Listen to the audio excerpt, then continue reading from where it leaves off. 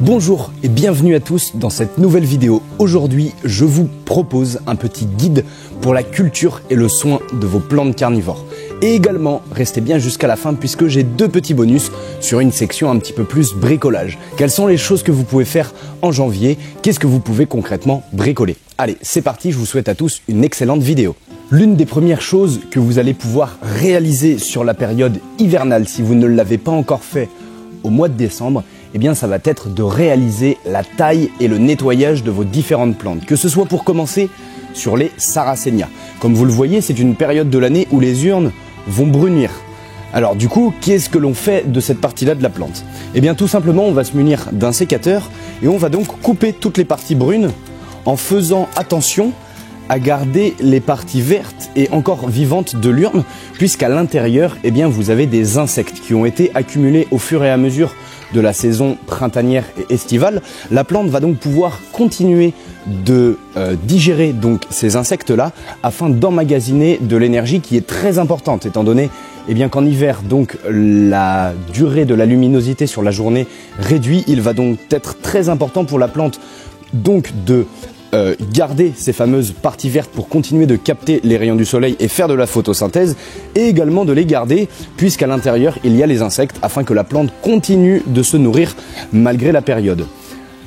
Dans quelques semaines, vers la fin mars, début avril, avant la genèse des nouvelles urnes que vous aurez au niveau des bourgeons et du rhizome de votre plante, eh bien ces parties-là que vous aurez sectionnées vont elles aussi brunir, et donc il suffira eh bien simplement dans quelques semaines, quelques mois, de tailler ces parties-là qui auront séché et de garder 4-5 cm. Alors pourquoi garder 4-5 cm des anciennes urnes? Simplement parce que les urnes, lorsque vous allez les tailler et vous gardez ces fameux 4-5 cm, eh bien ça va noircir au fur et à mesure des mois suivants, et donc vous allez pouvoir tirer délicatement dessus afin de nettoyer le bourgeon et surtout le rhizome de votre plante pour éviter d'avoir notamment des cochenilles pour les Sarracenia qui viendraient s'y installer. Chez les plantes carnivores et notamment chez les Drosera, vous en avez certaines qui sont rustiques comme vous le savez. Qui sont rustiques peut-être pas autant que tout ce qui va être Sarracenia, mais qui résistent très très bien au froid. En face de nous, nous avons des Drosera filiformis, que l'on peut garder en extérieur absolument toute l'année, puisque c'est une plante qui forme un hibernacle, comme vous le voyez juste ici. C'est comme ça que la plante, elle va passer son repos végétatif, c'est comme ça qu'elle va passer l'hiver. Donc vous le voyez, les plantes en fait à cette période-là ont perdu leurs feuilles. Cela ne veut absolument pas dire que la plante elle est morte, au contraire, elle est en très très bonne santé, tant que la partie ici est rougeâtre ou alors un petit peu verte. Si vous avez des pourritures, alors là à ce moment là effectivement comme c'est le cas peut-être sur cette plante là on est sur un Drosera filiformis qui est en tout cas sur ce petit hibernacle qui est probablement mort. Donc voilà la différence entre un Drosera filiformis encore en vie et sain et un Drosera filiformis qui a pourri et qui est mort. Donc pour tout ce qui va être Drosera rustique, comme vous le voyez sur cette partie-là de la tablette, tous mes Drosera filiformis, toutes les feuilles ont été taillées. Il me reste cette partie-là où c'est encore du Drosera filiformis et où il faudra donc que je taille les feuilles. Donc pas d'inquiétude, votre plante n'est absolument pas morte. Pareil pour ce qui est des Drosera binata. Les Drosera binata en ce moment perdent totalement leurs feuilles, mais le principal c'est d'avoir la partie pareille au centre, donc le petit hibernacle qui lui est toujours bien rouge et bien vivant. Donc là il va falloir que je taille les feuilles qu'il y a dans les barquettes avant de pouvoir ensuite les diviser. Donc comme vous l'aurez compris, pas d'inquiétude pour les Drosera, il en existe différentes, donc que ce soit les tropicaux qui elles ne vont pas forcément avoir cette perte des feuilles, comme notamment les Drosera capensis, les Drosera binata qui comprennent les différentes variétés, donc var multifida, forme extrema, etc. Bref, il existe énormément de Drosera tropicaux. Vous trouverez des listes non exhaustives sur différents sites internet, différents articles de blog, et donc il y a également les Drosera rustiques, les Drosera tempérés, comme les Drosera intermédia, les Drosera rotundifolia, les Drosera filiformis, Xibrida, etc. Bref, je ne vais pas vous citer toute la liste, mais ces Drosera-là donc sont en repos végétatif. Je vais vous montrer juste ici les Drosera intermédia. voilà comment la plante passe l'hiver. Donc si vous commandez une plante carnivore, que ce soit sur mon site internet ou alors sur le site d'un collègue, et que en ce moment vous avez une plante comme ça, faut pas s'inquiéter. Juste au-dessus de mon doigt, on est toujours sur l'hibernacle de la plante, et comme vous le voyez, les feuilles ici de la saison précédente ont séché. Et le principal, une fois de plus, c'est que le milieu soit encore vivant. Donc pas d'inquiétude, il suffira simplement de tailler ces feuilles qui sont sèches pour éviter notamment quelques pourritures qui pourraient arriver. Si vous les cultivez en serre, alors pour les Drosera tropicaux, il y a 99% de chances que vous les cultiviez en serre. Si c'est le cas, eh bien il suffira. Un autre conseil donc, ça va être d'aérer très régulièrement votre serre, notamment les jours où il y a du soleil et où les températures ne sont pas négatives pour renouveler, recycler l'air. C'est quelque chose qui est primordial. Mais j'y reviendrai juste après dans la vidéo, le point sur la serre. Qu'est-ce que l'on peut faire en janvier lorsque l'on a une serre? Alors j'ai failli oublier de le mentionner, mais bien évidemment pour nettoyer votre Drosera, rien de plus simple. Il vous suffit de vous munir d'une paire de ciseaux et de venir tailler donc les feuilles en prenant soin de ne pas couper bien évidemment votre hibernacle, donc cette partie ronde au milieu.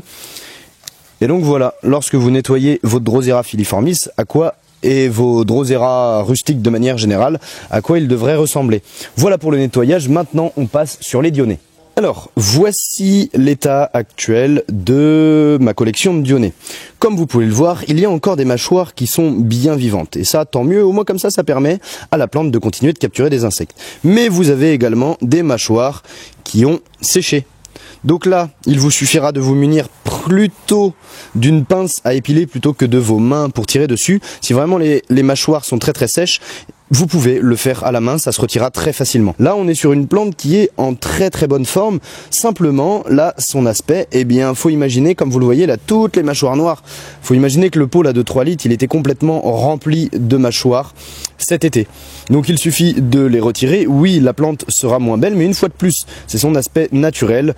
C'est comme ça qu'elle passe l'hiver. Donc voilà. Simplement retirer donc les mâchoires sur les Dionnées.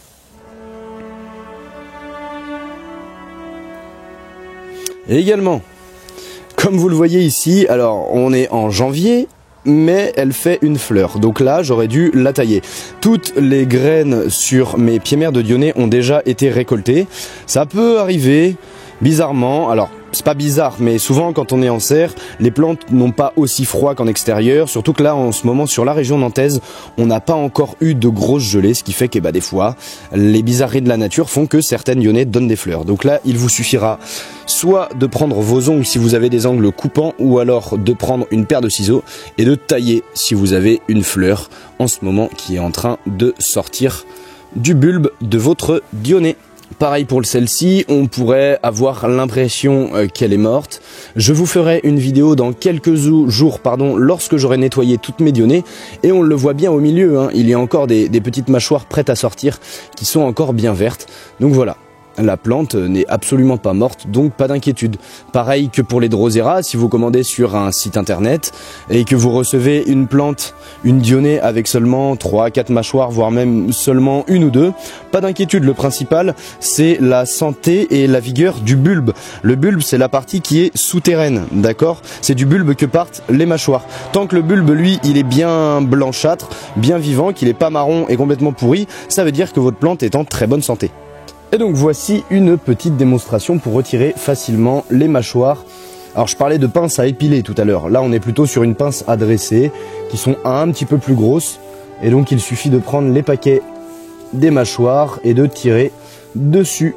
Alors en faisant ça, en la nettoyant, si vous réalisez le rempotage plutôt et la division de votre Dionnée, je vous conseille d'attendre du coup la division et le rempotage pour nettoyer vos mâchoires de Dionnée, puisque là, si vous gardez votre plante en pot, lorsque vous allez tirer dessus, et bien des fois, vous avez les mâchoires qui sont encore vivantes qui vont se refermer.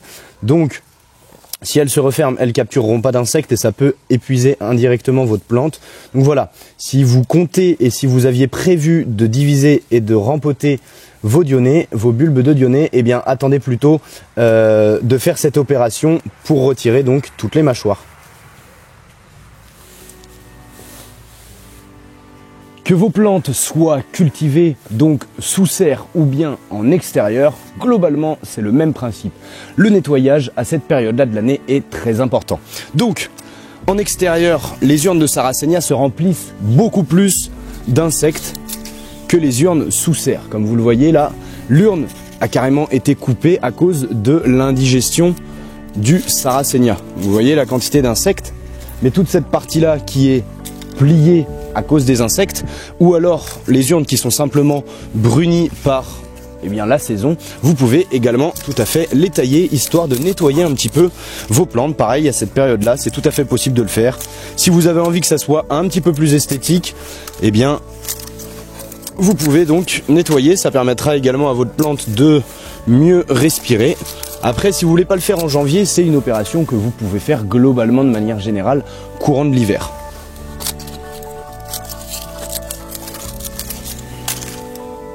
Alors, je taille lorsque les urnes sont bien droites, simplement la partie brune. Par contre, quand j'ai des urnes qui tombent complètement et qui peuvent potentiellement gêner les plantes que vous avez à côté dans votre tourbière, à ce moment-là, je vous conseille de tailler un peu plus à la base, de laisser que 2-3 cm, parce que l'urne qui est complètement couchée, n'a pas forcément d'utilité en tant que telle.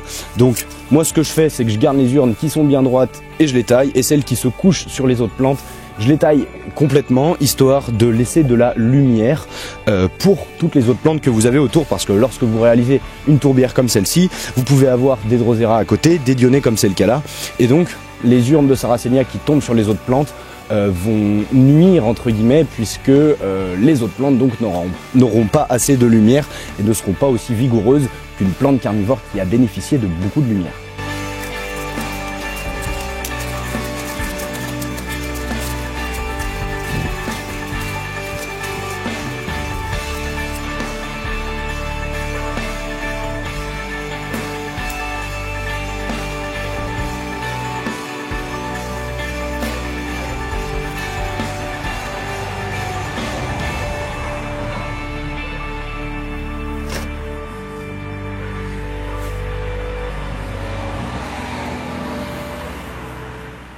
Le mois de janvier, comme vous l'aurez compris, est également une excellente période de l'année pour réaliser la division et le rempotage de vos plantes carnivores. Puisque vos plantes carnivores entrent en repos végétatif, c'est la meilleure saison, personnellement je trouve, pour réaliser toutes ces opérations-là, étant donné que diviser un Sarracenia lorsqu'il est en train de former toutes ces urnes, qu'elles sont encore assez tendres, etc., que les fleurs également des Sarracenia sont arrivées, là vous allez épuiser votre plante puisqu'elle est en période de sève montante, c'est-à-dire que votre plante va se mettre à pousser. Là, en cette période hivernale, on est plutôt sur de la sève descendante, et donc de diviser vos plantes à cette période-là, ça favorisera un petit peu plus l'enracinement, le développement des racines. C'est pour moi donc la meilleure période pour réaliser les différents division et rempotage, que ce soit donc sur vos Sarracenia, vous pouvez diviser sur vos Drosera, que ce soit les tropicaux ou alors les rustiques tempérés, également pareil pour les Dionnées, les Pinguicula, bref, quasiment la totalité de vos plantes carnivores, excepté pour moi, je trouve, les Nepenthes. Les Nepenthes, je vais préférer les diviser et les rempoter plutôt au début, juste avant le printemps, donc plutôt en mars, début avril. Le mois de janvier est également une excellente période pour récolter les gemmes que vous avez sur vos Drosera pygmées. Et oui, depuis environ le mois de novembre, la croissance des gemmes commence à arriver sur les Drosera miniatures, les Drosera pygmées. Alors là, j'ai attendu un petit peu avant de les récolter. Je vais le faire dans les jours à venir. Mais sachez que voilà, dès le mois de décembre, janvier, vous pouvez très bien les détacher lorsque les gemmes ont à peu près cette taille-là, comme vous le voyez à l'écran. Il suffit de les détacher et de les planter dans un substrat qui est adapté et qui est identique à votre plante mère. Donc globalement, on est sur du 50% de tourbe blonde et 50% de perlite. J'avais fait une vidéo sur le sujet des gemmes de Drosera pygmée. J'en referai probablement une dans les jours à venir, histoire de vous montrer un petit peu comment je réalise ça, et histoire de mettre quand même un peu à jour la vidéo que j'avais réalisée il y a maintenant au moins 3-4 ans environ. Je vais rester encore quelques instants dans ma serre froide pour vous donner quelques conseils sur les personnes si vous avez une serre, avant de passer dans la serre tropicale où là je vais vous donner des conseils sur la culture en janvier des Nepenthes et également des Pinguicula, puisque les plantes ne sont pas en ce moment dans ma serre froide, puisque sinon Nepenthes et Pinguicula seraient déjà mortes avec les températures très fraîches que l'on a en ce moment. Donc, pour ce qui est des conseils que je pourrais vous donner sur une serre, une fois de plus, peu importe sa nature. L'une des principales choses, c'est que les rayons du soleil en hiver diminuent, que ce soit l'intensité lumineuse, mais également la durée d'ensoleillement sur la journée. Ce qui va être très important, c'est de prendre le temps, si ce n'est pas encore fait. Absolument, je veux que vous le fassiez. Si vous avez une serre, ça va être de nettoyer les carreaux ou alors la bâche. Peu importe la manière dont vous le faites, que ce soit si c'est une petite surface avec une éponge humidifiée, de prendre un chiffon humide avec un peu de savon ou même juste du produit vaisselle, normalement on devrait faire l'affaire, mais en tout cas voilà, de venir avec une éponge gratter bien toutes les parois de votre serre, histoire de bénéficier d'un maximum de luminosité à cette période. En ce moment, certaines plantes peuvent vivoter si votre serre n'est pas assez lumineuse, surtout que la plupart du temps, quand on l'installe par exemple dans un jardin, comme c'était le cas chez mes parents il y a quelques années, j'avais mes serres qui étaient entourées de gros tuyas, c'est les grosses haies, c'est les gros conifères qui prennent énormément de lumière, et donc si à cette période-là, eh bien je ne nettoyais pas les carreaux de ma serre, mes plantes étaient trop verdâtres, trop étiolées, puisqu'en fait, vu qu'il y a moins de soleil et que les carreaux n'étaient pas toujours très propres, eh bien mes plantes étaient moins vigoureuses puisqu'elles bénéficiaient de moins de lumière. Donc, s'il vous plaît, faites-le si vous avez une serre et que vous ne l'avez pas encore fait.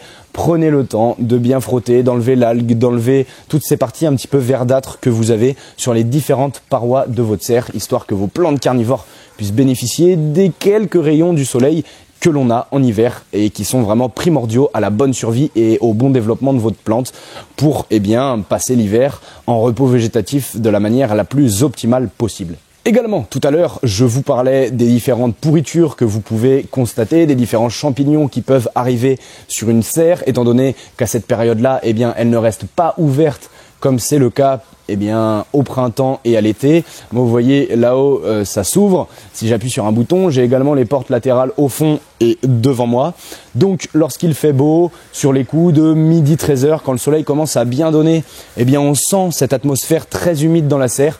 Donc, je prends soin soit d'ouvrir sur les côtés, mais en ce moment, je le fais pas forcément, mais plutôt les portes. Et également, si vous avez une petite fenêtre dans votre serre, il faut absolument aérer le plus régulièrement possible pour ventiler, pour apporter une aire nouvelle qui évitera donc que vos plantes pourrissent, et histoire de recycler l'air, c'est vraiment très important. Vous le faites dans votre chambre le matin par exemple ou l'après-midi, histoire de pouvoir renouveler l'air, il faut le faire également pour vos plantes carnivores pour éviter le développement des maladies ravageurs et tout ce qui va être champignons, etc. Très très important.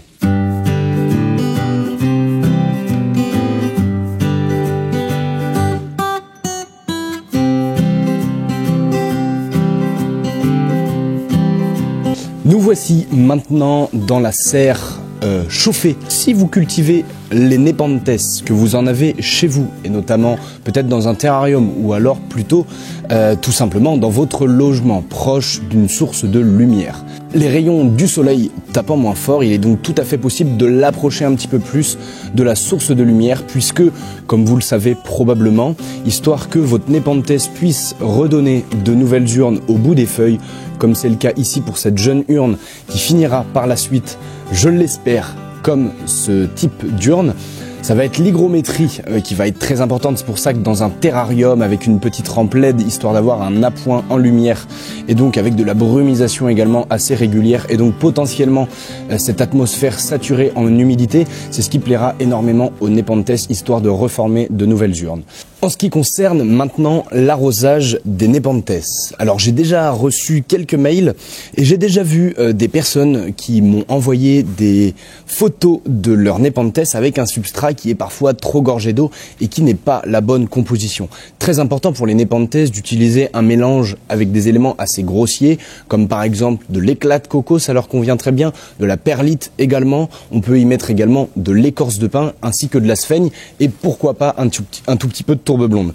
Moi, ce que j'aime bien avec l'éclat de coco, c'est que ça me permet de savoir si le substrat de mes Nepenthes sont suffisamment arrosés. Ce qu'il suffit de faire, eh bien, c'est de trouver un petit éclat de coco en surface ou alors en grattant simplement 2-3 cm le substrat, histoire d'obtenir donc cette petite chips de coco. Ensuite, ce qu'il suffira de faire, c'est de la presser. En la pressant, en appuyant dessus sur cette petite chips, si vous avez de l'humidité dedans, ça veut dire que l'éclat de coco qui est en surface est assez humide. Et donc si mon substrat en surface il est suffisamment humide, ça veut dire qu'à l'intérieur, au niveau du système racinaire, c'est également assez humide, donc il n'y a pas besoin de rajouter de l'eau sur la surface du substrat. Une fois de plus, les Nepenthes, on brumise très régulièrement pour l'apparition de nouvelles urnes, et le substrat, on arrose de temps en temps, mais il n'y a pas de règle, c'est-à-dire que ça va pas être toutes les semaines ou toutes les semaines et demie, ça va dépendre de là où votre Nepenthes est placé. Dans un terrarium, ok la chaudière. Bon, j'espère que vous m'entendrez bien, il y a la chaudière qui vient de se déclencher. Donc, voilà, très important, si elle est placée dans un terrarium, vous n'aurez probablement pas besoin d'arroser régulièrement le substrat avec l'humidité ambiante. Si elle est, comme c'est le cas pour moi, dans un pot, comme ça, voilà, chips de coco, éclat de coco, ça vous permettra de vérifier l'humidité du substrat et de savoir si c'est assez humide. Également, vous pouvez vous amuser à planter quelques brins de sphaigne vivante en surface, histoire de savoir si le substrat est assez humide. Si votre sphaigne reste assez verte, ça veut dire qu'il n'y a pas besoin, pareil, de réarroser. Si vous voyez que les bouts commencent à jaunir un petit peu, à devenir un petit peu brun beige, et ben ça veut dire que pareil, ça peut être un indicateur que votre Nepenthes manque d'eau. Cela voudra donc dire qu'il faudra potentiellement en rajouter. Voilà pour le petit tips avec l'éclat de coco et la sphaigne pour savoir si notre substrat est suffisamment humide. Pour les pinguiculas, comme vous le voyez, elles sont placées exactement dans la même serre, histoire de conserver une certaine température au niveau du substrat. C'est très important que vos pinguiculas ne gèlent pas. Donc si elles sont placées actuellement sous serre, que cette serre n'est pas maintenue hors gel l'hiver avec un petit chauffage d'appoint, ça va être très important de leur trouver une autre place qui leur conviendra mieux, et histoire qu'elles ne subissent pas le gel, car sinon vous allez perdre vos pinguiculas. Donc voilà en ce moment un petit peu à quoi peuvent ressembler certaines pinguiculas. Bien évidemment, certaines feuilles de la saison précédente ont séché, donc vous pourrez très bien les nettoyer. Comme toutes vos autres plantes, globalement, pareil pour les Nepenthes, vous pouvez tailler les urnes, comme c'est le cas pour les Sarracenia si vous avez des urnes qui sont complètement sèches. Et pour les pinguiculas, vous pouvez donc retirer les feuilles tout simplement en tirant dessus. Attendez que ça soit vraiment complètement sec. Voilà, histoire que les feuilles puissent se retirer facilement. Pour les pinguiculas, alors très important à cette période-là, en janvier et même sur l'hiver de manière générale, donc en décembre, en janvier, en février, eh bien on réduit drastiquement l'arrosage. C'est très important que vos pinguiculas ne baignent pas dans un fond d'eau toute l'année, et surtout en période de repos végétatif. Vous allez le voir également, certaines feuilles sur votre pinguicula vont être plus petites, comme c'est le cas au centre, là au niveau de la rosette. Là vous avez les feuilles printanières estivales, et là qui sont beaucoup plus petites, eh bien ça ce sont les feuilles hivernales. Donc sur la plupart des pinguiculas mexicaines, et également tout ce qui va être hybride, qui comprennent donc dans l'hybridation une pinguicula mexicaine, leur forme va changer au cours de l'hiver. C'est simplement une sorte de protection de la plante par rapport à la quantité d'eau notamment. Et donc voilà, c'est pour ça que c'est très important de ne surtout pas les gorger d'eau. Vous voyez, moi, il n'y a pas de gouttes qui tombent du pot depuis tout à l'heure. Limite, en fait, vous pouvez presque oublier de les arroser sur cette période-là. Alors, sauf si vous avez décidé de la placer dans votre logement, que celui-ci est assez chaud, il faudra peut-être veiller à mettre un petit fond d'eau de temps en temps. Mais en gros, ce que vous faites, c'est que vous placez votre pinguicula dans une petite soucoupe, vous mettez un très léger fond d'eau. Le but, c'est vraiment pas qu'il y ait 2-3 cm, vraiment un très léger fond d'eau.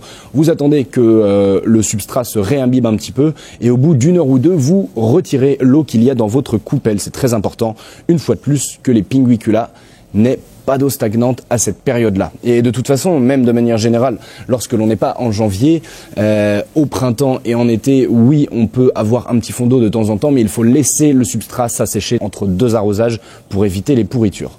Et donc, c'est également une période de l'année où les pinguiculas continuent de fleurir pour certaines espèces et variétés. Donc voilà. toujours pas mal de lumière, un petit peu le même principe finalement que les Nepenthes. Il faudra leur trouver un endroit qui est assez ensoleillé, parce que de toute façon les rayons du soleil ne tapent pas trop fort, et si vous voulez garder des plantes qui sont assez vigoureuses et qui ne vont pas faire des feuilles assez verdâtres qui vont un petit peu s'étioler, très important de conserver assez de luminosité. Et si vous voyez que vous avez des petites taches brunes qui apparaissent sur les feuilles, ou vous avez des petits ronds en plein milieu globalement de la feuille, ça veut dire qu'elles ont un peu trop de lumière, donc il faudra les changer de place. Moi ici dans la serre des collègues de l'entreprise Fuchsia de Lomo, les écrans sont mis une bonne partie de la journée en ce moment, étant donné qu'il fait froid, ce qui fait que les Pinguicula n'ont pas forcément suffisamment de soleil, mais bon, je préfère les garder en vie et qu'elles aient un aspect pas terrible entre guillemets en ce moment. Et donc voilà, pour une petite Pinguicula Weather là dans les serres comme vous le voyez, normalement en fait les feuilles devraient être rougeâtres comme c'est le cas sur les anciennes feuilles ici, et là vous le voyez, la rosette commence à verdir un peu trop. Donc voilà, ça c'est pas forcément une... Alors elle est pas en mauvais état, mais c'est pas forcément le signe de la meilleure vitalité, le fait que, notamment sur celles qui sont censées faire des feuilles un petit peu rosées, voire rougeâtres, si vous voyez du vert sur vos Pinguicula comme c'est le cas là, ça veut dire qu'elles manquent un petit peu de lumière. Après bien évidemment, comme c'est le cas sur Pinguicula Tina que je viens de vous montrer ici, le fait qu'elle ait des feuilles vertes, ça pour le coup, cet hybride veut qu'elle ait des feuilles vertes comme ça. Donc pas d'inquiétude pour le coup pour certaines. Mais voilà, quand vous voyez la petite rosette et que les feuilles s'allongent un petit peu trop, c'est pas mon signe. Comme je vous le disais, les Pinguicula passent l'hiver avec des feuilles plus petites. Donc normalement il n'y a pas d'allongement des feuilles si elles ont suffisamment de lumière. Voilà pour ce qui est des plantes qui vont nécessiter une chaleur un peu plus importante que les plantes rustiques que l'on a vues précédemment tout à l'heure juste dans l'autre serre. Et bien passons maintenant à la suite pour la section bricolage. Voilà, la vidéo touche bientôt à sa fin. Vous en êtes arrivé au moment où je vous donne les petits conseils bonus sur la section bricolage. Qu'est-ce que vous pouvez faire au-delà de la culture et de l'entretien de vos plantes? Qu'est-ce que vous pouvez vous amuser à faire en ce moment de vos mains? Alors, l'une des premières choses, l'hiver est une période où il y a énormément de précipitations, comme vous le savez. C'est une très bonne période pour installer de nouvelles cuves de récupération si vous avez un système chez vous de gouttières. La plupart des maisons, normalement, si vous êtes en maison, sont équipées de gouttières. Donc, je vous mets le lien d'une vidéo juste ici, histoire de pouvoir aller voir l'installation d'un collecteur d'eau. Il existe plein de manières différentes d'utiliser votre gouttière pour récupérer cette eau qui est primordiale pour la culture des plantes carnivores. Au-delà d'installer une cuve, en ce moment, je vous donnerai également dans une autre vidéo quelques conseils pour hiverner. Comment est-ce que vous faites pour garder l'eau l'hiver, pour éviter que votre eau gèle, que votre cuve se mette à casser ou autre. Ça viendra dans les jours à venir. Au-delà donc de l'installation d'une nouvelle cuve, vous pouvez également construire une tourbière. En ce moment, c'est tout à fait possible de bricoler une tourbière avec quelques planches de bois, quelques clous, quelques vis plutôt, ça sera plus costaud, acheter un bout de bâche, acheter de la pouzzolane, acheter du tube PVC, ça vous coûtera quelques dizaines d'euros et ça vous permettra, si vous avez déjà quelques plantes en pot et que vous voulez réaliser un projet où du coup vous allez implanter des plantes dans un volume plus important, histoire que celle-ci puisse vraiment grossir et se développer et que vous puissiez avoir quelque chose qui va être magnifique à observer dans les mois à venir. La construction d'une tourbière peut très bien être faite en ce moment en installant ensuite le système de réserve d'eau, installer la tourbe, placer la tourbe bien humide dans votre tourbière, attendre quelques jours avant de réaliser la plantation, que votre tourbe puisse se tasser, histoire de potentiellement remettre à niveau de la tourbe. Bref, la construction de tourbière, c'est quelque chose de très sympa à faire et qui peut être fait en ce moment. Je vous laisse également sur une petite vidéo ici où j'ai réalisé une tourbière. Également, comme je vous le disais, si vous êtes en maison et que vous avez donc des gouttières, très important. Prenez un escabeau, allez voir là-haut ce qui s'y passe, regardez ce qu'il y a dans vos gouttières, puisque le nettoyage des gouttières, on ne le fait pas forcément, on n'enlève pas forcément régulièrement les feuilles, mais pour garder une qualité d'eau quasi irréprochable, enlevez bien toutes les feuilles pour éviter également que votre gouttière se bouche et que vous ayez des feuilles qui viennent ensuite rentrer dans votre cuve. Prenez soin donc également de nettoyer vos gouttières. Un des derniers conseils que je peux vous donner, c'est de réduire légèrement l'arrosage de la plupart de vos plantes carnivores tempérées. Si vous êtes sous serre, l'humidité ambiante et même en extérieur finalement avec l'humidité tout simplement qu'il y a en extérieur au vu de la saison, votre substrat va s'assécher beaucoup moins vite et notamment dans une tourbière. Donc vérifiez toujours au niveau de votre tourbière que le niveau d'eau est assez haut, que votre substrat en surface ne s'assèche pas, c'est très important. Je ne vous dis absolument pas de laisser le substrat s'assécher légèrement. Je vous dis juste qu'il n'y a pas forcément besoin d'arroser vos plantes carnivores rustiques en ce moment puisque la pluie fera son travail et que de toute façon avec les températures assez basses, l'eau ne va pas s'évaporer et donc ça ne sert à rien de complètement surgorger votre substrat. Si vous voulez laisser un fond d'eau dans vos bacs de culture, sachez que vous pouvez le faire. Mais voilà, le principal c'est de garder vraiment un substrat qui est toujours bien gorgé d'eau. Mais voilà, moi en ce moment, dans mes tablettes qui sont du coup ici, il n'y a pas forcément d'eau stagnante puisque de toute façon les pots sont déjà bien suffisamment lourds.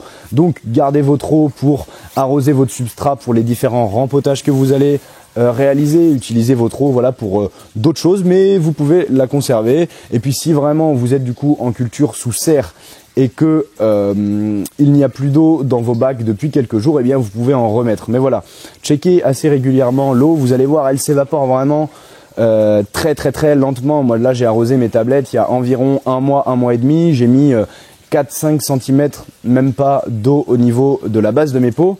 Et il y a encore certaines tablettes où il y a un fond d'eau. Donc vous voyez, ça s'évapore vraiment pas beaucoup. Donc voilà pour ce qui est de l'arrosage. J'espère que cette vidéo vous a plu, que ces conseils sur la culture des plantes carnivores vous ont apporté de l'aide. Si c'est le cas, n'hésitez pas à me le mentionner dans l'espace commentaire. Ça me ferait plaisir de vous lire tout simplement. N'hésitez pas également à me partager des informations sur vos plantes carnivores. Est-ce qu'elles se portent bien? Est-ce que vous arrivez à les cultiver?